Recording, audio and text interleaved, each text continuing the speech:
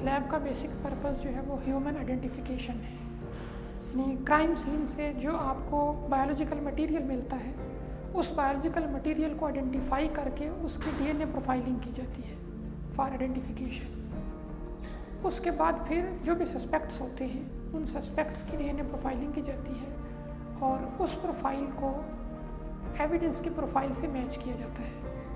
तो अगर वो एविडेंस के साथ रेफरेंस की प्रोफाइल मैच होती है तो हम ये कहते हैं कि ये जो सस्पेक्ट है that was present on crime scene.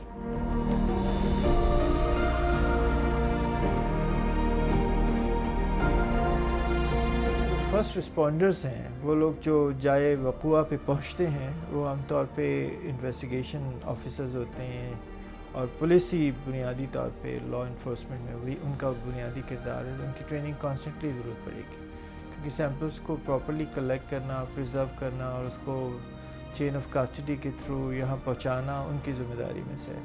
तो हमने इस प्रोजेक्ट में एक बहुत बड़ा कंपोनेंट है जिसमें जो लीगल ऑफिसर्स हैं पुलिस के, उनकी ट्रेनिंग की गई है और आगे भी की जाती रहेगी।